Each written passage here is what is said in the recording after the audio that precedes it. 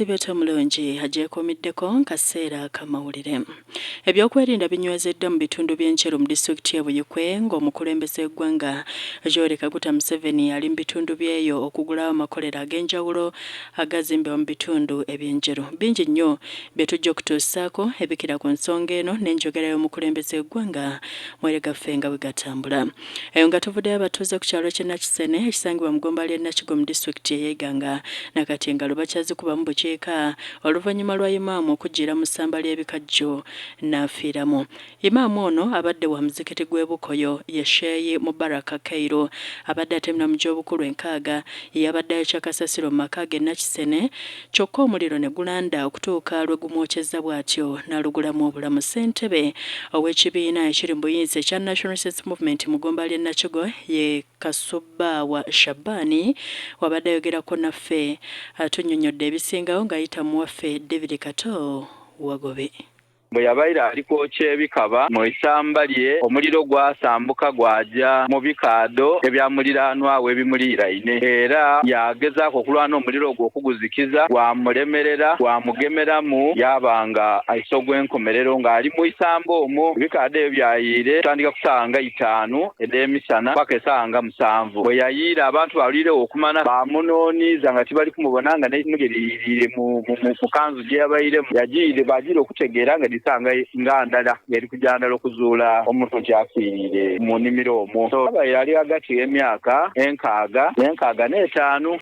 Eyo nga tuvuddeyo minisita w'ebyobulambuzi mbwa Kyabazinga Oweekitiibwa Helen Namutamba ayozaayozezza Kyabazinga wa Busoga William Wilberforce Kadumbula Nadiope Gabulo w'okuna olw'okukubawo abalongo okuli omulangira William Ethan Nadiope n'omulangira Enold Eli Nadiope. Mu kwogera muko ne Radio eno Nabbasafama asabye Omukama okukuuma abalangira.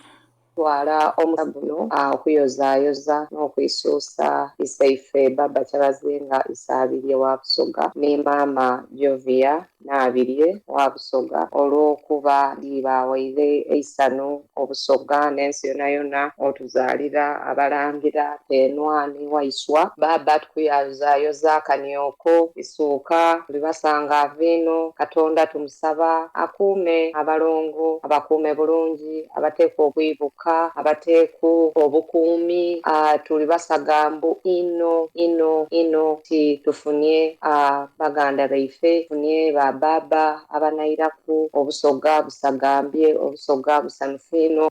Ebyo ng'obitadde ku mabbali endagamuntu ezaggwako ezikunukkiriza eyo mu mutwalo nga mulamba ze zaakwamira ku bitebe ebikulu eby'ekitongole ekya NERA ekyandagamuntu mu disitulikiti e Busia anti bannannyini baazo tebasobola kuzikima bukyanga zikolebwa mu mwaka gwa 2014.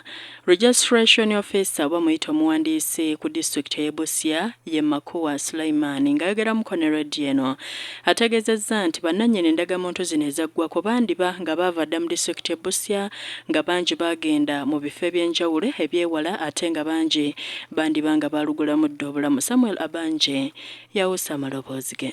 I have so many cards that people have not picked. There are around 10,000 cards. But you will notice that many of these people who registered from these places have either died or some of them even moved from other places. So now somebody registered from here and left and went to Kampala or went to Gulu or Arua or anywhere else. So the card has been here since 2014 and it has even Makuwa Sulaimani era agasseeko nti okuwandiisa abo abaagala ndagamuntu empya okuzizza obujja ezaggwako kw'otadde n'okuwandiisa abaana kwa bwereere buli yafeesi za NERA we ziri era abo bagenda basaba ensimbi ku bantu okusobola okubawandiisa mu nteekateeka eno ey'okufuna ndagamuntu bakikola mu bukyamu. Because if they're asking for money to register a person who is renewing a card, that is illegal automatically. The only situation where money is asked for is when you are doing maybe change of particulars on the national ID. You are required to go to the bank and pay that money. You come with a banking slip, we don't pick money. So that is where money is involved for change of particulars. And any other service that may require what? May require money. Because when you are going to register maybe a statutory declaration with URSB, you will still pay money to government. And there must be evidence that that statutory is registered. So those are some some of the circumstances under which money may be involved, but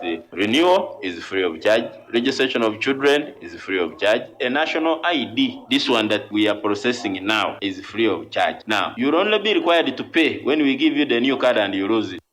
Eyo nga tuvuddeyo ssente w'ekibiina eky'ebyobufuzi ekiri ku ludda oluwabula gavumenti ki National Unity Platform bufunze kinnompo mu disitulikiti y'e Mayuge ye Dr. Joseph Pancras Oyango. Asabye bannakibiina kya NUP abataafunye kkaadi okusobola okuvuganya ku bifo eby'enjawulo okudda emabega eri abo abaaziweereddwa n'ekigendererwa ekyokulaba nga bawangula ye bagenda okuvuganya nabo mu kalulu ka bonna okusingwa okubalwana sinakindi bangi nnyo abawaga nti bakujja ku bwannamunege n'oluvannyuma lw'okuba nti tebaafunye kkaada zino ekintu ekitali kirungi. Pancras agamba nti balina ebifo 2 byokka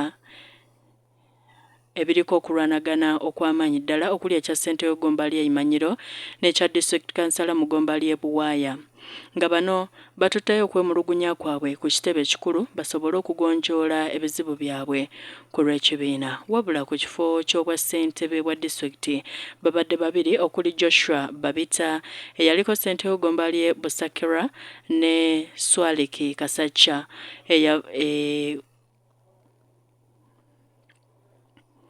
Oweiva wabula bagiwadde Joshua Babita banono ne bajjamu obutakkaanya. Olw'ensonga eyo nsaba bana bonna abatafunye kaadi okwira enimo wabo abafunye kaadi tubenga tusobola otulayo obuwanguzi bwe tutakikole tujja kugabanya mu kabiri obuwagizi bwaife oyagane nga abalabe baife bakola ki batuwangula ya wali mu